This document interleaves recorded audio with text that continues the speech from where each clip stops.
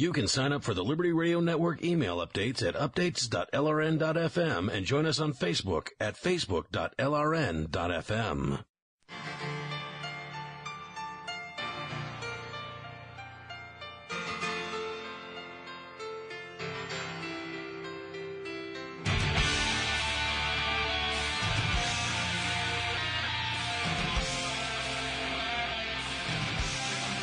All right, y'all, welcome back to the show.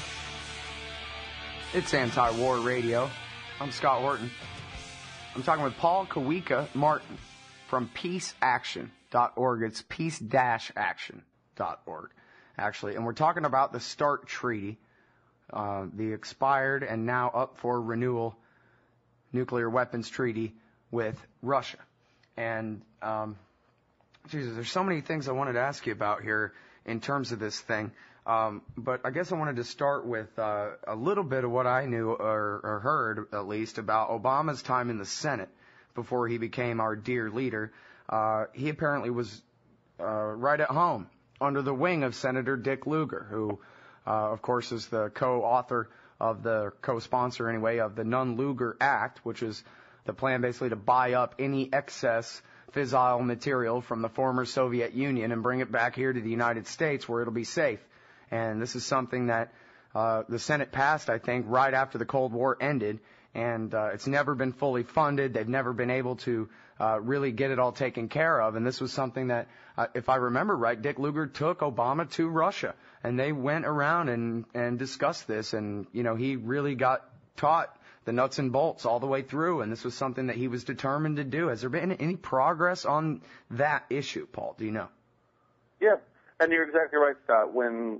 When Obama became senator, he was on the Foreign Relations Committee, which at the time was chaired by Senator Lugar. And so they did strike up quite the relationship, including trips to Russia. And one of the things that we want to give the Obama administration credit for is they have increased by a good 26% the funding for non-proliferation programs like you talked about. These programs which are meant to either, one, get rid of excess fissile material, that is the actual stuff like plutonium, uranium that you can use to build weapons. Of course, we don't want to see that get into the wrong hands, and, of course, less of that stuff in the world is going to make the world a safer place.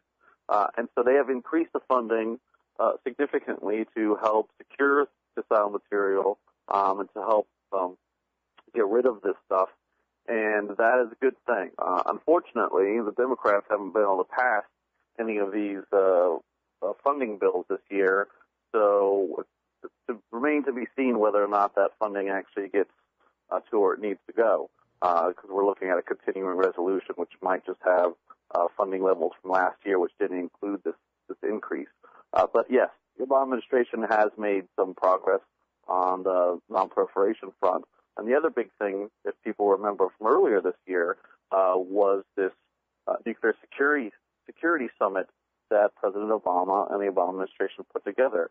It was a historical summit here in Washington, D.C. It was the first time that so many world leaders were together since, I think some people say, since the founding of the United Nations. There was some 43 world leaders together to talk about how do we secure the world from the wrong people getting nuclear weapons, and how do we start moving towards a world free of nuclear weapons.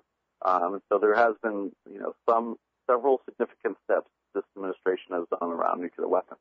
As I mentioned earlier, it's certainly not perfect. We are concerned about this increase of funding for the nuclear weapons lab, but nonetheless, we've gone a long way since the last administration, the Bush administration, who wanted to build smaller, more, quote, usable nuclear weapons, who removed itself from treaties, who thumbed its nose at countries at the Non-Proliferation Treaty Review Conference, and I can go on and on the horrible things that they did around nuclear weapons, including threatening non-nuclear states with nuclear annihilation.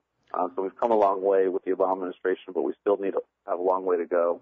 and so people can continue to put pressure on the members of Congress and their senators. That is an extremely important point about threatening nuclear war against non-nuclear states. And Barack Obama, actually, I think for the first time, this was something that he and Hillary Clinton had debated, where he promised not to nuke Pakistan, and she criticized him during the election because you should never promise who you won't nuke. And even though they were talking about nuking, terrorists in the mountains of Pakistan, not the nuclear-armed state of Pakistan anyway. But he then came out after becoming president, and I guess it was at this nuke security summit that you're talking about, and he promised, officially changed American foreign policy forever. We no longer will threaten a nuclear first strike against a non-nuclear weapon state unless it's Iran. That's pretty much the case. I mean, we didn't spell out Iran, which was good, because the Bush administration specifically spelled out several countries in what's called the Nuclear Posture Review. This is the document which sets our nuclear policy and how we will and will not use nuclear weapons. The new Nuclear Posture Review that came out on the Obama administration did not necessarily name countries, as the Bush administration named North Korea and Iran and Pakistan. But this time we did name countries, which was good. It said we would not use nuclear weapons on any non-nuclear state as long as they are in compliance with the Non-Proliferation Treaty, in which some people said that may leave it open for Iran. But my sources in the administration said we certainly would never use nuclear weapons against Iran as it stands. Well, except that if a war with Iran breaks out, we're going to have to, because we don't have the Marines to take on the human waves of Iranian soldiers pouring into Iraq and Afghanistan to murder our forces there, or to defend themselves. That's the whole joke, right? Is you start a war against a country 4 times the size of Iraq with 5 times the population, and it's all shaped like Colorado and Afghanistan. There are these giant mountains. There's no way to win an assault against Iran other than to threaten them with nuclear annihilation if they dare to fight back. Yeah, Iran's a very tricky subject. I mean, I was very fortunate to go to Iran a few years ago to try to learn more about the country. And, a couple of things I think people should realize. One, Iran has not attacked another country for over 200 years. Now, you can argue whether or not funding Hamas and giving some funds to Hezbollah is doing it by proxy. There was this very tiny skirmish that happened within the last couple of years that just happened over their border. But fundamentally, they haven't attacked another country in 200 years. So I find it very unlikely that they're going to start doing that now, especially when they're in their economic place that they're in. Historically, they haven't done that. So I'm hoping that we can deal with that country through diplomacy and through other means.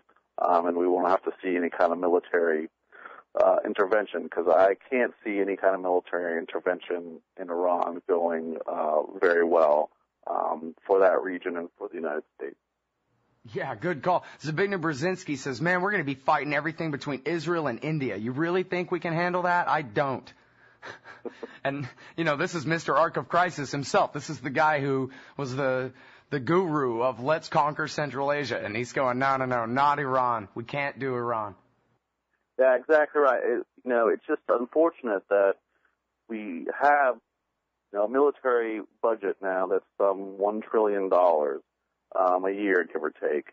And so when your only tool in the toolbox is that hammer, everything looks like a nail. And we need to figure out how we invest more monies in other ways to deal with conflict and to prevent conflict.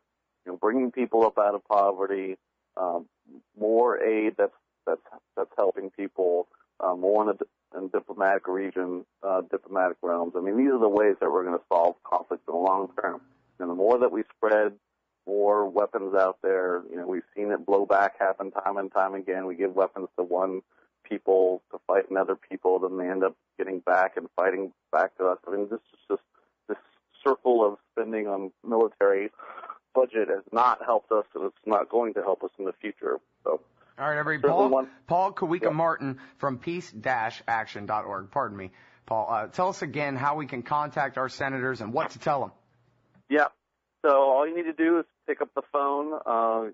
Monday through Friday from 9 a.m. to about 6 p.m. Eastern Time, and dial 202-224-3121. So you can dial right now, 202-224-3121, and just tell them that you want to speak to one of your senators in your state.